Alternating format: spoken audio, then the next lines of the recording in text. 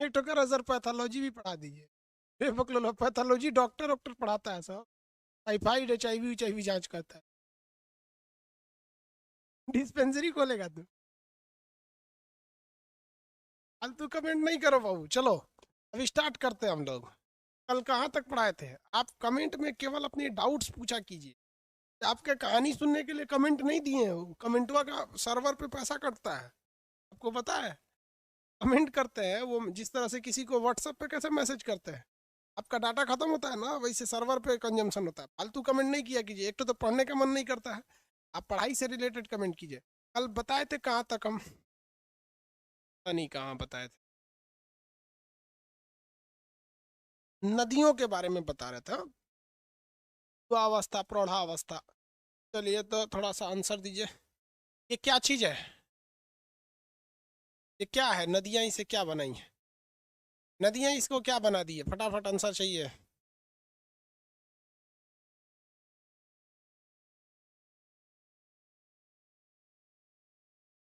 Delta कौन बोल रहा है रे बकलो? भी आकार की घाटी दिख रहा है। Rapido, very good. छिप्रिका। रैपिडो या छिप्रिका है ये? रैपिडो या छिप्रिका है? यह है छिप्रिका या रैपिडो कहिए इसे। रैपिडो या छिप्रिका। ये जब नीचे गिरता है तो ये कौन सा अवनमन कुंड बना लेता है? अवनमन कुंड। एस आकार की घाटी। एस आकार की घाटी। ये क्या है? झरना है। ये झरना जलप्रपात है। बता दिए थे ये जलप्रपात है। ये अवनमन कुंड है। ये एस आकार की घाटी है। जब ये सीधी हो जाती है तो क्या बन जाता है? गोखुर लेक, झील बन जाता है, गोखुर झील। लास्ट में हम आपको कुछ कुछ चीजें समझाए थे, डेल्टा वगैरह। बताइए तो, नदियां जब अपने द्वारा लाए गए कचरा को कम मात्रा में जमा करती है तो उसे रोधिका कहते हैं। ज्यादा मात्रा में जमा कर देती है तो डेल्टा कहते हैं। और जब इसे नदी में गिरा, समुद्र में गिरा देती है तो उसे क्या कहते हैं? जब कभी भी डेल्टा को समुद्र में गिरा दिया जाता है क्या कहते हैं? डेल्टा को समुद्र में गिरा दिया जाता है तो एस्चुरी कहते हैं। Very good. छोटे साइज के डेल्टा को रोधिका कहते हैं। डेल्टा अगर बहुत छोटा रहेगा तो उसे क्या कहा जाएगा? क्या कहा जाएगा? ठीक है, वेरी गुड। एस्चुरी कहते हैं। बताइए तो कौन सी ऐसी नदी है जो डेल्टा नहीं बनाती है? कौन सी नदी है जो डेल्टा नहीं बनाती? आंसर दीजिए।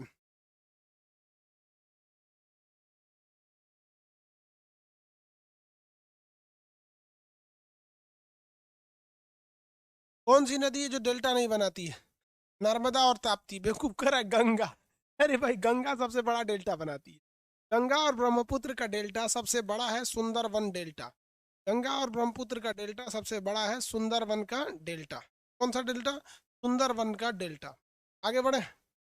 सुंदरवन का डेल्टा। चलिए अब थोड़ा सा आगे फिर से कंसेप्ट समझा देते हैं, उसको अच्छे से समझ। अब हम केवल नदी के मुहाने की बात कर रहे हैं। नदियां जब आती हैं इस तरह से मुहाने पर, इसका ढलान क्या हो जाता है? एकदम घट जाता है। नदियों का ढलान एकदम घट जाता है। नदियों का ढलान घटने के कारण ये कई सारे छोटी छोटी इसमें बढ़ जाती हैं, शाखाओं में बढ़ जाती हैं। इन प्रत्येक शाखाओं को हम क्या कहते हैं? इन्हें हम कहते हैं डिस्ट्रीब्यूटरी या तरीका। डिस्ट्रीब्यूटरी या वितरिका के नाम से जानते हैं। डिस्ट्रीब्यूटरी या वितरिका का। जब कभी भी वितरिका एक ही पास हो जाता है, ज्यादा नहीं फैल पाता है, तो ये लगता है किसी का पंजा है। देखिए तो लग रहा है किसी का पंजा है। इसमें मच्छर चल देता है ना तो गोला बन जाता है। देखिए तो, ये किसी पक्षी का पंजा लग रहा है कि नहीं लग रहा है? लग रहा है कोई मुर्गी उर्गी का पंजा है। तो जब कभी भी डेल्टा जो होता है, ये सब तो डेल्टा ही है ना बाबू। इसमें जो कचरा भर दिए हैं, लाल रंग का कचरा भर देते हैं, ये सब क्या है? ये डेल्टा है। डेल्टा है कि नहीं है? अभी नहीं है। ऑफलाइन में समझे में नहीं आता हाँ या ना। ऑनलाइन ऑफलाइन रहता ना तो स्टेजवा पे बैठा रहता है तो दो चार टोकन में नोच लेते। लेकिन अभी खुलने का कोई चांस नहीं है। कोरोना देख रहे है मच्छर कहीं का तुम।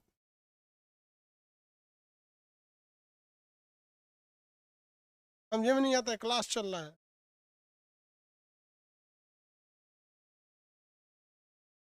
देखिए, ऐसा डेल्टा जो होता है, अब देखिए अब आपको लग रहा होगा कि लग रहा है बत्तख उत्तख का पैर। लग रहा है बत्तख का पैर है। लग रहा है? तो जो ब्लू कलर वाला एरिया वो तो पानी निकल गया वहां से, ब्लू कलर वाले एरिया में से क्या निकल गया? पानी। ये छोटी छोटी वी तरीकाओं से क्या निकल गया है? पानी निकल गया यहाँ से भी छोटी वी तरीका से क्या निकल गया है? पानी। और ये सब क्या बना लिया है? डेल्टा बना लिया है। ऐसा डेल्टा जो लगता है पक्षी के पैर का जैसे है, उसे हम लोग कहते हैं पक्षीपाद डेल्टा। कौन सा? पक्षीपाद डेल्टा। संस्कृत में या हिंदी में पैर को क्या कहा जाता है? पाद कहा जाता है। पक्षीपाद डेल्टा कहा जाता है। ये कैसा डेल्टा है? पक्षीपाद डेल्टा। कौन सी नदी बनाती है? तो अमेरिका की मिसिसिपी नदी। अमेरिका की मिसिसिपी नदी का जो डेल्टा है वो पक्षीपात डेल्टा है। कैसा है? पक्षीपात। जबकि अगर आप गंगा और ब्रह्मपुत्र का डेल्टा देखेंगे तो गंगा ब्रह्मपुत्र का डिजाइनिंग ही अलग है। गंगा इस तरह से आएगी, इस शेप में गंगा, और इधर चली जाएगी, एक इधर चली जाएगी, और इसके बीच में जो डेल्टा बनेगा वो बहुत बड़ा साइज का डेल्टा बनेगा। तो गंगा और ब्रह्मपुत्र का जो डेल्टा बनता है, सुंदरबन का डेल्टा, वो बहुत बड़ा साइज का है, लेकिन वो पक्षीपात साइज का नहीं है। तो ये है सुंदरबन का डेल्टा। पक्षी का पैर। अरे मच्छर उच्छर आ जाते हैं सब यहाँ पे, भगाए कैसे? हम लोग हिंदी मीडियम वाले हैं, हम लोग मच्छरदानी लगा के सो जाते। सीबीएसई वाले को स्प्रे रख ले, छिड़क देता है तो मच्छर भाग। चलिए स्प्रे वह खत्म हो गया है। ये तो समझ में आ गया आप लोग को डेल्टा का निर्माण। अगर बताइए, हम आपको एक क्वेश्चन देते हैं, इसको बताइए तो हम समझते हैं। ये एक पहाड़ है, ये एक पहाड़ है, पर्वत। आप बताएंगे ये नदी डेल्टा बनाएगी या एस्चुरी बनाएगी, या दोनों बनाएगी? आंसर। डेल्टा, एस्चुरी या दोनों, क्या बनाएगी? ये नदी डेल्टा बनाएगी, एस्चुरी बनाएगी, या दोनों बनाएगी? क्या बनाएगी?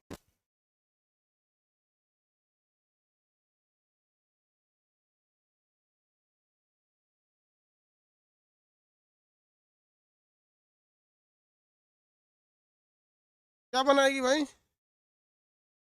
दोनों। Very good. क्या बनाएगी? दोनों बनाएगी।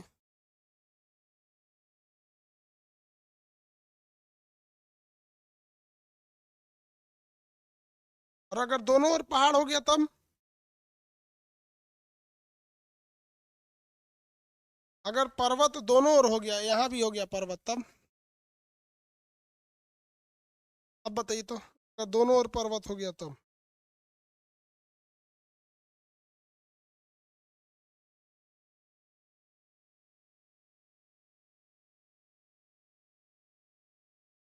ऐसा टेढ़ा लग रहा था, स्टैंड स्टेट। अगर दोनों ओर बना दिया तो एस्चुरी। ये सारा कचरा को ले आके गिरा देगी नदी में, एस्चुरी बन जाएगा। एस्चुरी बन जाएगा, किसी को कोई दिक्कत नहीं है। नर्मदा और ताप्ती के दोनों ओर पहाड़ है, इसलिए वो सीधे एस्चुरी बना देती है।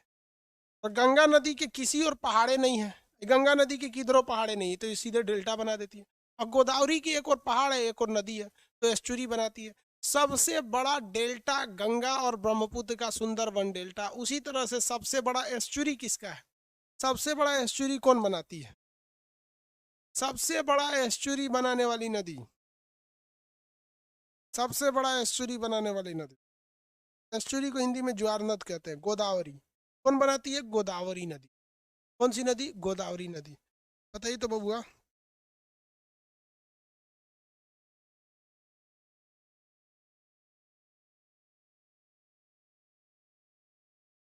ये जो छोटे साइज का रेड कलर दिख रहा है, ये आपको दिख रहा होगा, छोटे साइज का रेड कलर, ये डेल्टा है कि क्या है? ये जो छोटका कलर का रेड कलर दिख रहा है, क्या हम इसे डेल्टा कहेंगे? ये जो छोटे कलर का रेड कलर का दिख रहा है, क्या ये डेल्टा है? हाँ, इसे क्या कहेंगे हम लोग? डेल्टा नहीं है वो, रोधिका है। Very good. छोटे साइज का डेल्टा रहता है तो इसे रोधिका कहा जाता है। छोटे साइज का डेल्टा को हम लोग क्या कहते हैं? रोधिका। छोटे साइज का डेल्टा रोधिका कहलाता है। होशियार है सब, समझ गया। नदी में कोई दिक्कत है? हाँ, चलिए दूसरा चीज नदी के बारे में।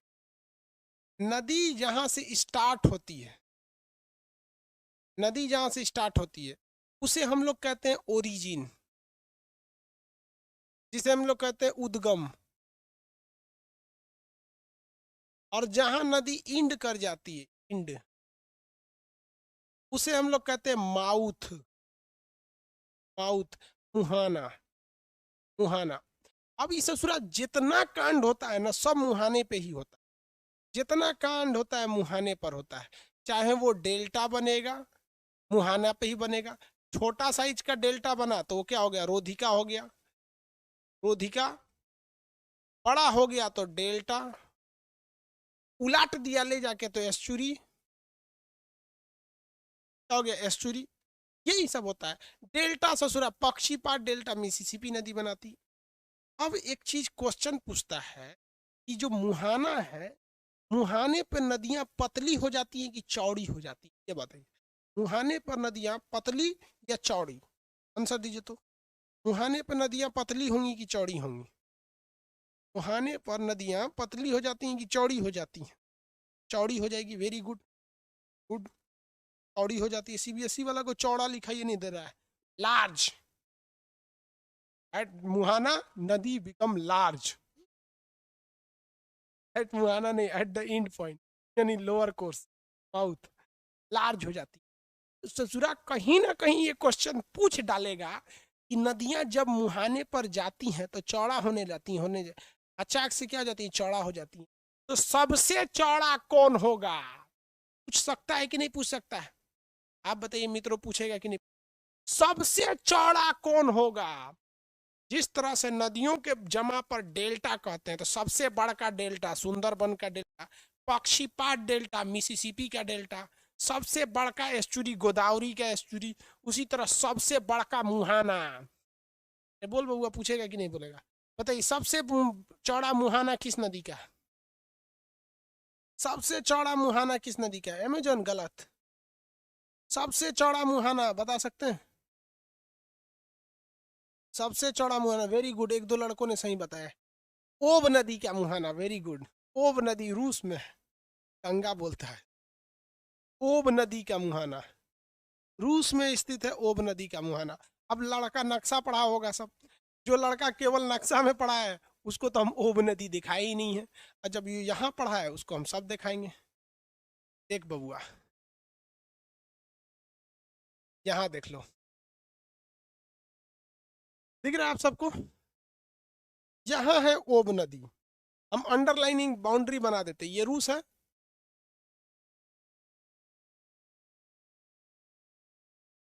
ये है रूस, ये इसकी बाउंड्री है। यहाँ पर जा रही है ओब नदी, आपको दिखेगा ये है ओब नदी, ये ओब नदी गई है, और ये देखिए इतना चौड़ा इसका मुहाना है, ये ओब नदी का मुहाना इतना चौड़ा है। तो सबसे चौड़ा मुहाना किसका? ओब नदी का। जबकि गंगा नदी देखिए ना, इसका मुहाना ही नहीं दिखता है। जबकि सबसे चौड़ा मुहाना ओब नदी का मुहाना इतना चौड़ा है। अगर कोई चीज नक्शा में इतना चौड़ा दिख रहा है तो रियलिटी में वो बहुत बड़ा होता है। सबसे चौड़ा मुहाना ओब नदी का मुहाना। अब देखिए, यूपीएससी में एक बार क्वेश्चन पूछा था कि दुनिया में सबसे बड़ा मुहाना बनाने वाली नदी ओब नदी है, जो रूस में बहती है। यह किस दिशा में बहती है? तो भैया ये दिशा में बहती है दक्षिण दिशा से उत्तर दिशा में, नॉर्थ डायरेक्शन में बहती है। देख लो बबुआ, किस डायरेक्शन में बह रही है? नॉर्थ डायरेक्शन में बह रही है। किसी को कोई दिक्कत है? इसलिए कहते हैं नक्शा भी क्लास कीजिए, वो भी जरूरी है, और थ्योरी भी कीजिए, वो भी जरूरी है। जिन्होंने खाली थ्योरी कर लिया, नक्शा नहीं कर रहा, वो दिक्कत है, अब दोनों में एडमिशन बंद है। आगे समझे? हाँ, साउथ टू नॉर्थ मतलब जिधर जा रहा होता है बस उधरे ध्यान दिया जाता है। ओब नदी का मुहाना उत्तर में। आगे बढ़े। अब सवाल एक आता है, देखिए ध्यान से, कि ससुरा नदी सब जाके कहाँ गिरती हैं? सब ए टू जेड नदियां समुद्र में जाके गिर जाती हैं, कहीं ना कहीं से समुद्र में गिरती है। और अगर समुद्र में नहीं गिर पाती हैं तो वो किसी सहायक नदी में जाके मिल जाए। जैसे यमुना समुद्र में नहीं जाती है तो गंगा में पानी डाल देती है इलाहाबाद में, और गंगा ले जाके उलाट देती है। तो हमको सवाल एक बात नहीं समझ में आया कि दुनिया की जितनी भी बड़ी बड़ी नदियां हो गई, चाहे यहाँ की लॉरेंस नदी हो जाएगी, हडसन नदी हो जाएगी, कोलोराडो नदी हो गई, मिसिसिपी, मिसौरी या फिर टेनेसी नदी हो गई, यहाँ से अमेजोन नदी हो गया, नील नदी हो गया, नाइजर हो गया, ये लिम्पोपो, जितनी नदियां हैं ससुराल, A to Z दुनिया की नदियां कहीं ना कहीं से आके सब समुद्र में गिर रही हो, चाहे वो अरब सागर में गिरे। आपने कभी गौर किया ये नदियों का पानी खारा नहीं होता, लेकिन समुद्र का पानी नमक जैसा होता है, खारा होता है, पी लेंगे तो सबसे तबीयत खराब हो जाएगी। समुद्र का पानी नहीं पीता आदमी कोई, पानी समुद्र का पूरा खारा होता है समुद्र का पानी। तो बताइए चुचुरा, नदी का पानी मीठा यानी पी सकते हैं, समुद्र का पानी खारा, ऐसा क्यों? समुद्र का पानी खारा क्यों? इसका पीडीएफ कब मिलेगा? सैटरडे को। इसका पीडीएफ सैटरडे को मिलेगा। हाथ से लिखा हुआ पीडीएफ हम अभी भी दे सकते हैं, लेकिन वो टाइप करवा देते हैं ना, वो अच्छा रहेगा आप लोग के लिए, उसमें फोटो वोटो ठीक बनता है। समझ में आई कि नहीं? आप किसी को दिक्कत? देखो बाबुआ, दिख रहे हैं कि नहीं दिख रहे हैं जी हम? नदी उदी दिख रहा होगा, छोटा छोटा नदी है। देखिए ऐसा क्यों होता है, दुनिया में हर चीज, किसी भी चीज के सरफेस पे नमक पाया जाता है। सबसे ज्यादा पूरी दुनिया पे नमक सबसे ज्यादा पाया जाता है, कहीं पे भी। आप अपना हाथ चाट के देखिए, नमकीन लगेगा, लगेगा। आंसू पी के देखिए, नमकीन लगेगा। बचपन में नकटी निकाल के खाए होंगे, नमकीन लगेगा। भैंस चाट के देखिए, नमकीन लगेगा। सड़क चाट के देखिए, जमीन पे नमकीन लगेगा। किसी का घर द्वार चाटिए, नमकीन लगेगा। नाली मतलब ढक्कन वक्कन कहीं सड़क चाट लीजिए, घर, मतलब कुछ चाटिएगा आपको नमकीन लगेगा। हर जगह नमक की मात्रा अवेलेबल है, NaCl हर जगह अवेलेबल है। अब देखिए कहीं पे आप 20 दिन नहाइए मत, उसका चाटिए, देखिए एकदम नमकीन लगेगा। समझ में आ रहा है कि नहीं आ रहा है? हर जगह नमक की मात्रा अवेलेबल। जब कभी भी बारिश होता है, बात समझो ध्यान से, जब कभी भी बारिश होता है तो ये बारिश इतना ज्यादा होता है कि पूरी जमीन को भीगा देता है। ऐसा थोड़ी होता है कि बारिश होगा तो आपका घर नहीं भीगेगा। आपके घर पे बारिश होगा, पूरा नमक को वो बारिश क्या करेगा, अपने साथ पोंछ के लेके चल जाएगा। सड़क पोछ देगा, भैंस गाय गोरू जितना चीज है, सड़क दीवार मिट्टी सब खेत उत को बारिश पोछ देगा। उसके ऊपर उपस्थित सारे नमक को बारिश उठा के लेके चला जाएगा नाली में, नाली जाके मिलेगा नहर में, नहर जाके मिलेगी नदी में। यानी पूरे शहर का नमक, पूरे भारत का नहर, जितने भी शहर हैं, जितने भी राज्य हैं, भारत है, जितना भी देश है, सबका नमक नालियों के रास्ते, नहर के रास्ते नदी में आ गया। और उस सारे नमक को नदी उठा के कंटिन्यूअसली पटक देती है समुद्र में ले जाके। अब बेचारा समुद्र कहाँ पटके, तो चुपचाप यहीं रह जाता है। समझ में आ गया कि नहीं आ गया? किसी को दिक्कत है? नदी अपना नमक ले जाके फेंक देती है, चल ससुराल जा। ये नदी में नमक कम रहता है, क्योंकि नदी का नमक केवल अपने भर का रहता है। समुद्र में तो पूरी दुनिया का नमक है, वहां पे फेंक देती है, तो समुद्र का जल क्या हो जाता है, खारा हो जाता है। अब वो नमक पता नहीं किसके पसीना से बना है कि किसके पोंटा से बना है, कोई नहीं जानता। समुद्र का जल खारा हो जाता है। क्वेश्चन पूछा हुआ है कि समुद्र के खारेपन का मुख्य कारण क्या है, तो नदियों द्वारा ले आए गए सिल्ट या अवसाद या कचड़ा के द्वारा निक्षेपण, कचड़ा को क्या कर देती है, निक्षेपण कर देती है। समझ में आ रहा है कि नहीं आ रहा है? किसी को कोई दिक्कत है? समुद्र का पानी खारा क्यों होता है? किसी को दिक्कत नहीं? अब जब मेंस का एग्जाम दीजिएगा, चाहे आप PCS का या फिर UPSC का, उसमें सब चीज लिखिएगा। टोपोग्राफी जब बनेगी ना, सब चीज, नदियों का कोर्स कहाँ से शुरू हुआ था, अपक्षय, अपर्दन, निक्षेपण, छिपरिका, छिपरिका से V आकार की घाटी, गार्ज, कैनियन, I आकार की घाटी, छिपरिका, नीचे उतरा था तो झरना, जलप्रपात, अवनमन कुंड, S आकार की घाटी, प्राकृतिक तटबंध, और यहाँ से हो जाएगा गोखुर झील। उसके बाद से कई भागों में बढ़ जाएगी तो क्या हो जाएगी, वितरिका, वितरिका के बाद रोधिका, रोधिका के बाद डेल्टा, डेल्टा के बाद एस्चुरी बनाइएगा, एस्चुरी के बाद सारा खारा पानी ले जाके फेंक दीजिएगा समुद्र में, कर दीजिएगा समुद्र खारा हो गया, समुद्र का पानी खारा।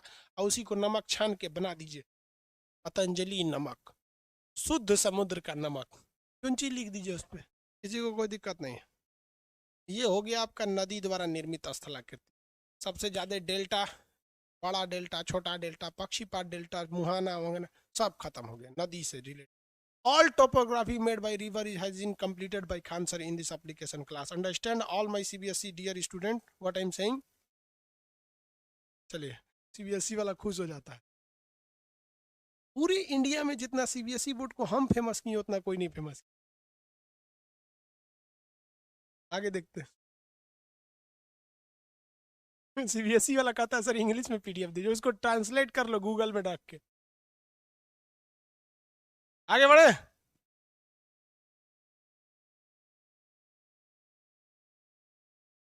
सर बायोलॉजी का एडमिशन ले लीजिए, चुप शांति से बैठल रहो। अब पढ़िए लेगा सब तो बेरोजगार कौन रहेगा। अब हम लोग पढ़ लेते हैं। इस समुद्र में जल भी तो शांत बैठा नहीं है। समुद्र का भी जल हिचकोले मार रहा है, इसे लहरें मार रही हैं। और जब लहरें चलेंगी समुद्र की लहरें, तो ये समुद्र की लहरें चलती क्यों हैं? क्योंकि पृथ्वी भी क्या कर रहा है, घूम रहा है। पृथ्वी क्या कर रही है, घूम रही है। पृथ्वी के घूमने से एक झटका लगता है, जिस झटका को हम कोरियोलिस बल कहते हैं। तो समुद्री लहरें 3 वजह से घूमती है। एक कोरियोलिस बल, पृथ्वी का घूर्णन, और अगर पृथ्वी घूमना बंद भी कर दे या समुद्री लहरें न भी चलें, कोरियोलिस बल न भी लगे, तो हवाएं जब ऊपर से चलेंगी तो समुद्र को ले जाएंगे।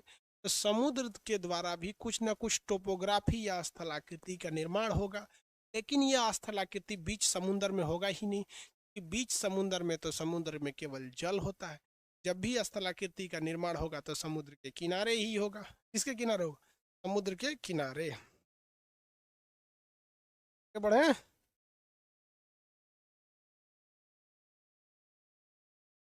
देखिए, समुद्र द्वारा निर्मित स्थलाकृति देखते हैं। इसके द्वारा समुद्र द्वारा निर्मित स्थलाकृति देखिए, मान लीजिए ये हमारी भूमि है।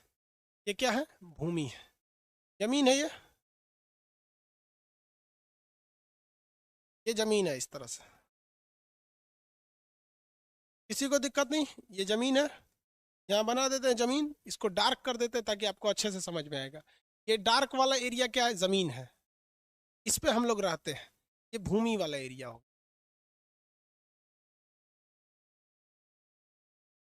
देखिए, और इधर वाला एरिया जो है वो समुद्र है, नीचे वाला एरिया जो है वो समुद्र है। ये जो ब्लैक वाला एरिया है ये सब क्या है? भूमि है। यहाँ बना देते हैं।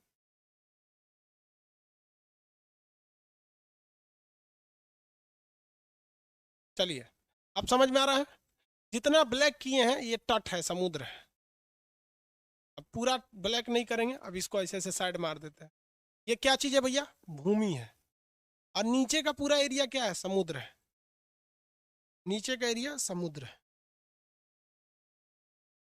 नीचे ये समुद्र है। किसी को दिक्कत? ये सारा एरिया समुद्र है, इसमें पानी भरा हुआ है।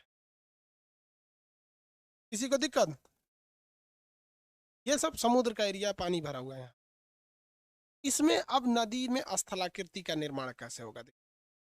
जितने भी एस्चुरी आपने फेंका है, नदियों ने जितनी भी एस्चुरी को बना बना के फेंका है, वो सारी की सारी एस्चुरी आगे जाकर कचड़े का निर्माण करेगी। और समुद्र में पाए जाने वाले कचड़ा को हम ले इसे जरा मिटा दिए, पूरा लो ले। समुद्र में पाए जाने वाले कचड़ा को हम लोग क्या कहते हैं? सिल्ट कहते हैं। समुद्र में पाए जाने वाले कचड़ा को सिल्ट कहते हैं। इसको मिटाए हैं तो इसको लगा है कि हम मिटा रहे हैं। अरे भाई, आप समझ रहे हैं ना कि ये भूमि है? सब लोग समझ रहे हैं ना? ऊपर काला वाला क्या है? भूमि है। तो समुद्र में पाए जाने वाले कचड़ा को हम क्या कहते हैं? सिल्ट कहते हैं। समुद्र में पाए जाने वाले कचड़ा को सिल्ट कहा जाता है। क्या कहा जाता है? सिल्ट कहा जाता है। तो समुद्री लहरें जो समुद्र में उपस्थित कचड़ा है, इस पर कंटिन्यूअस फोर्स लगाती रहती हैं। कंटिन्यूअस फोर्स लगाती है। समुद्र में बहुत सारे कचड़े होते हैं, समुद्री कचड़ों को क्या कहा जाता है? सिल्ट कहा जाता है। तो ये जितना रेड कलर वाला देख रहे हैं ये सब क्या है? सब भाई ये सब के सब हैं, सब सिल्ट हैं। क्या है? सिल्ट है। तो समुद्री लहरें इन सिल्ट को क्या करती हैं? ढकेलती रहती हैं, ढकेलती रहती हैं यहाँ पर। और ये सिल्ट लगातार आगे बढ़ रहा होता है। आगे बढ़कर ये क्या करती हैं? इस सिल्ट को उठाकर ढकेल ढकेल के तट पर लगा देती, तट पर लगा के जाम कर देती। जब ये जाम कर देती हैं तो इसके पीछे एक झील का निर्माण हो जाता है। इसी झील को कहते हैं लैगून झील। कौन झील? लैगून झील। बड़ी नाम सुने होंगे, लैगून झील। समुद्र के किनारे बनने वाले झील को हम लैगून झील के नाम से जानते हैं। समुद्र में बनने वाले समुद्र के किनारे बनने वाले झील को हम क्या कहते हैं? लैगून झील कहते हैं। कौन सा झील? लैगून झील। अब आप बताइए, क्या राजस्थान में लैगून झील पॉसिबल है?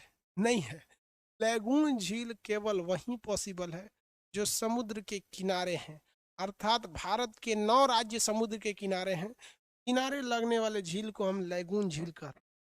अब हम आपसे, ये चीज क्या चीज है? सिल्ट है। ये क्या है? सिल्ट। सिल्ट।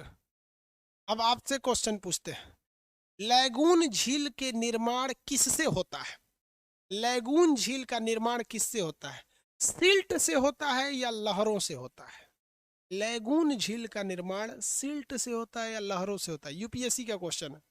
लैगून झील का निर्माण सिल्ट से होता है कि लहरों से होता है? आंसर चाहिए। I want answer.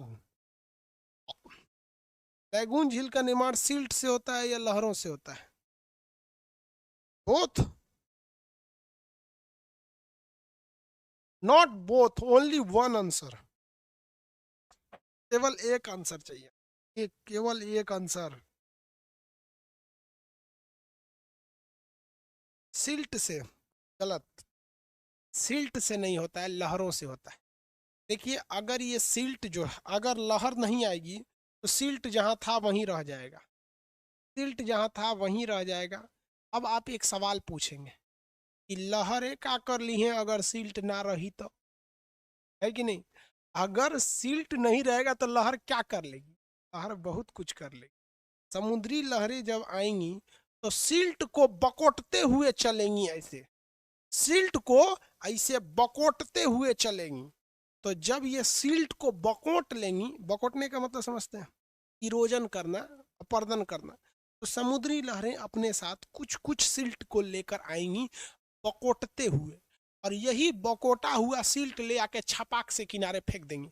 और अगर उससे पानी घिर गया तो उस घिरे हुए झील को कहते हैं लैगून झील। समझ में आ गया? भारत का सबसे बड़ा लैगून झील बताइए कौन सा है? अरे भाई, बिहार में तो होगा ही नहीं, समुद्र के किनारे थोड़ी है, हरियाणा में भी नहीं होगा, वही 9 राज्य में होगा। भारत का सबसे बड़ा लैगून झील चिल्का झील। वेरी गुड, उड़ीसा में। चिल्का झील उड़ीसा में है। सबसे बड़ा लैगून झील चिल्का झील उड़ीसा में। चिल्का झील उड़ीसा में। अब एक बात बताइए, लैगून झील खारा होगा या मीठा होगा? लैगून झील का पानी खारा होगा या मीठा होगा? तो लैगून झील का जो पानी है, गुड, खारा होगा। अरे बकलोलवा, समुंदर के ना पनिया है, नीचवा से रिस के तो जेबे करेगा, कहता है मीठा पानी होगा। इनके अब्बा ले आके में मीठा पानी डालेंगे, कहीं का बोलता है कि मीठा पानी होगा, पूरा पैदल है दिमाग से। देखिए कैसा पानी होगा? खारा पानी होगा लैगून झील का। अब ये लैगून झील बड़े काम के होते हैं।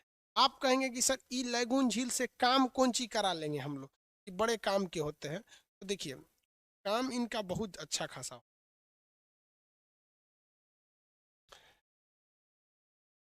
लैगून झील से क्या काम होता है? एक चीज अगर आप देखिए कि हम यहाँ एक बंदरगाह बनाते हैं, बंदरगाह समझते हैं लोग, सी पोर्ट। हम यहाँ एक सी पोर्ट बना देते हैं, ये है सी पोर्ट। ये एरिया पे हम क्या बना दिए हैं? सी पोर्ट बना दिए हैं। अब ये सी पोर्ट ठीक है तब तक जब तक कि कोई सुनामी वगैरह नहीं आया है। ये वाइट वाला जो सी पोर्ट बनाए हैं तब तक ठीक है जब तक कोई सुनामी वगैरह नहीं आया है। लेकिन बाय द वे तूफान या सुनामी आएगा ना तो धड़ाम से मारेगा, सी पोर्ट उधिया जाएगा। सी पोर्ट क्या हो जाएगा? उधिया जाएगा। तो सी पोर्ट उधिया जाएगा, सामने अगर रख देंगे तो उधिया जाएगा। सीबीएसई वाला समझता है उधिया जाने का मतलब, जी बोला जाता है उधिया, destroy, completely destroy suddenly by air is known as उधिया जाना। ये सी पोर्ट क्या हो जाएगा? उधिया जाएगा, कंप्लीट डिस्ट्रॉय हो जाएगा। ये सी पोर्ट को हम सेफ नहीं मानते हैं, सुरक्षित नहीं मानते, इसलिए हम लोग लैगून झील का सहारा लेते हैं। हम लोग किसका सहारा लेते हैं? लैगून झील का सहारा लेते हैं। हम लोग क्या करते हैं? बंदरगाह को इस लैगून के अंदर बना देते हैं, यहां बना देते हैं। आप कहेंगे कि खान सर पगला गए यहाँ हम लैगून बना दिए तो जाएगा आदमी कैसे? क्योंकि अगवा तो बंद करके रख ले है सील्ट, इसमें जाएगा कैसे? तो इसके लिए हम लोग प्रयोग करते हैं रोधिका का। किसका? रोधिका का। यहां से इसको थोड़ा सा जेसीबी लगा के कोच काच के खत्म कर देते, हल्का सा इसको फोड़ के हम लोग खत्म कर देते हैं। तो इसे हम लोग कहते हैं प्रवेश द्वार। क्या कहते हैं? ज्वारीय प्रवेश द्वार। इस यहाँ से हम लोग एंट्री कर देते हैं और इसको ऐसे हल्का कर देते हैं, और उसके बाद अंदर बनाते हैं हम लोग बंदरगाह, ये वाला बंदरगाह। अब बताइए, पानी वाली जो जहाज आती है, वो पानी वाली जहाज इस लैगून से एंट्री करके इस तरह से जाती है, इस तरह से जाती है। और अगर कभी गलती से सुनामी आ भी गया तो इधर ही रहेगा, इधर ही रहेगा। और सुनामी घुस के हैंगा थोड़े कहेगा किधर है रे, बंबई बंदरगाह फोड़ देंगे तोरा, कहाँ है रे, ऐसे थोड़े कहेगा वहां पे। अरे भाई बच जाएगा वहां। समझ में आएगा कि नहीं आ गया? बहुत काम का ये चीज होता है। लैगून झील, किसी को कोई दिक्कत है लैगून झील में? समझ में आ रहा है कि नहीं आ रहा है? लैगून झील का निर्माण में सबसे महत्वपूर्ण भूमिका लहरें निभाती हैं। सिल्ट भी जरूरी है बट प्राइमरी नहीं है, वो क्या है, जरूरी है। जैसे क्लास लेने के लिए कैमरा जरूरी है कि खान सर? भैया जरूरी तो दोनों है। खान सर रहेंगे, कैमरा नहीं रहेगा तो ऑफलाइन पढ़ा देंगे, मोबाइल से क्लास लगा देंगे। समझे? क्या करो लोग, हिंदी मीडियम वाला भी सोचता है सब ना, खान सर सीबीएसई वालों को ज्यादा मानते हैं। वो भी इंग्लिश में रिप्लाई करता है। एगो लिखा है, हम पूछे समझे तो कह रहा है यो सर। देखो ये हिंदी मीडियम वाला है, ये खुद को सीबीएसई वाला बनना चाह रहा है। देख रहा है सर ज्यादा मानते हैं उन सबको, यो सर, यो सर। अपने रहो ना, सियार हो तो सियारे रहो, कौआ कभी मोर नहीं हो सकता है, कौआ हो तो कौए रहो। चलिए यहाँ तक समझ में आ गया समुद्री लहरें। समुद्री लहरें और भी बहुत सारे कांड को करती हैं। मजा आ रहा है बबुआ पढ़ने में? लैगून झील वगैरह।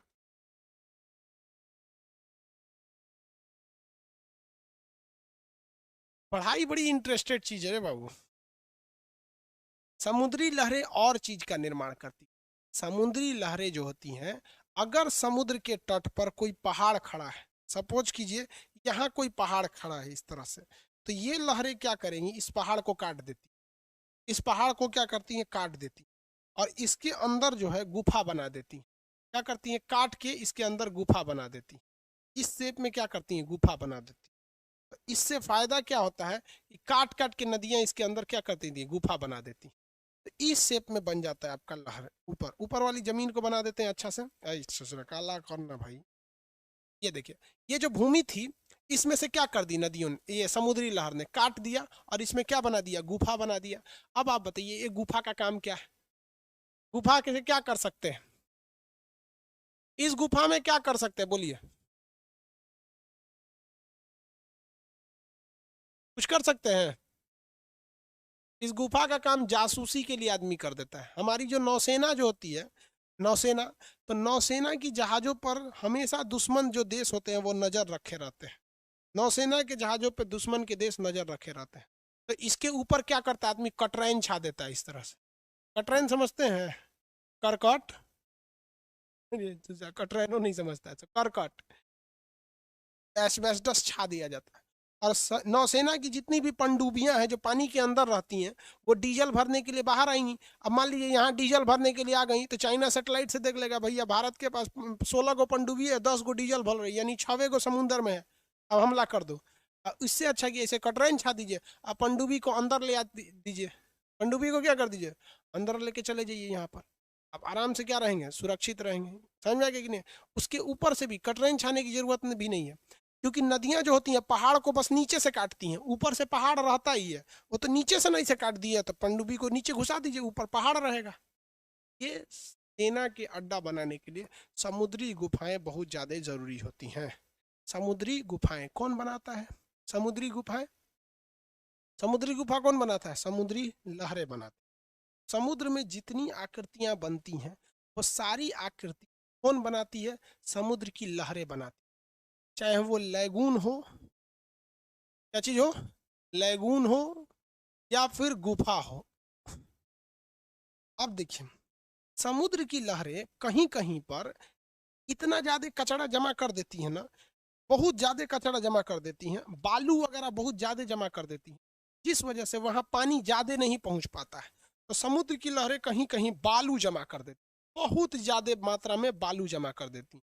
इस बालू जमा करने के वजह से वहां का जो जमीन होता है ज्यादा गहरा नहीं होता, उथला हो जाता है, इतने पानी ये रह पाता है, ज्यादा गहरा नहीं हो पाता है, तो बड़ी और खतरनाक मछलियां वहां नहीं जा पाती हैं।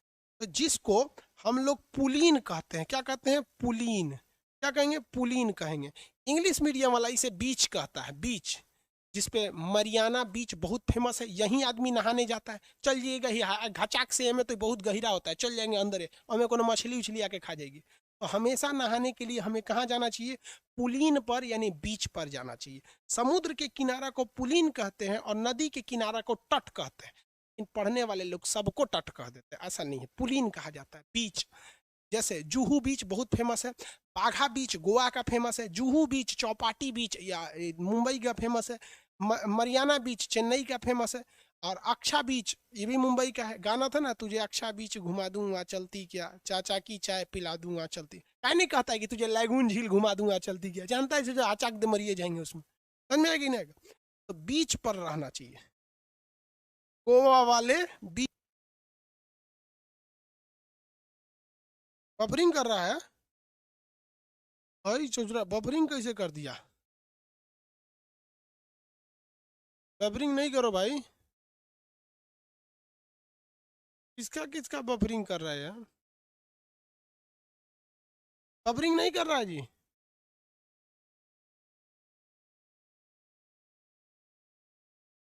बफरिंग नहीं कर रहा है, ठीक हो गया,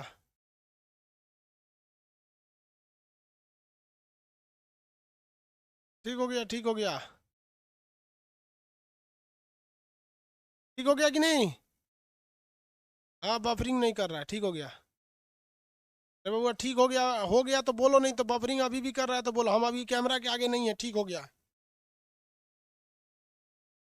ठीक हो गया। बफरिंग होगा तो कोई उपाय नहीं है, हम ही सब देख रहे हैं, ऑपरेटर ही नहीं है। सब काम हम थोड़ा थोड़ा कर लेते हैं।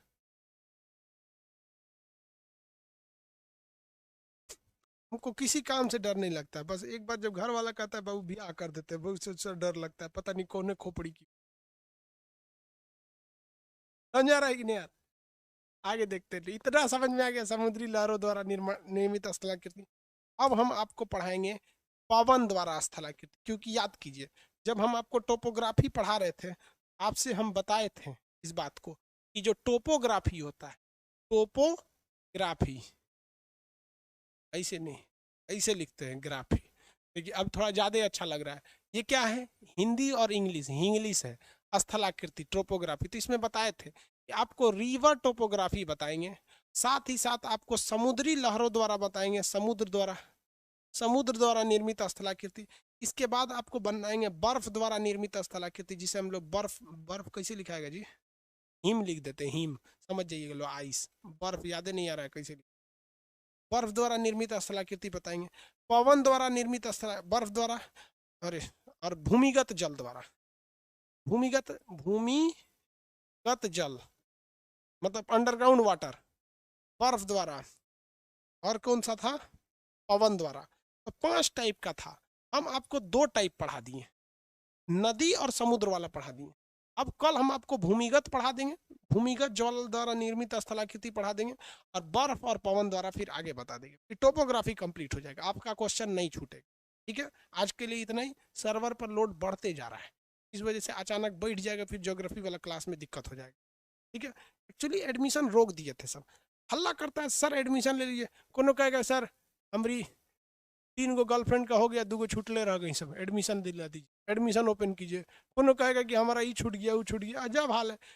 जब भी बैच शुरू हो, अपने भैया भाभी चाचा चाची सब लोग को बोल दिया कि ये एडमिशन होने वाला, जल्दी ले लीजिए, बीच में आने के बाद सर्वर डिस्टर्ब हो जाता है। आज के लिए इतना ही, कल की टोपोग्राफी कल के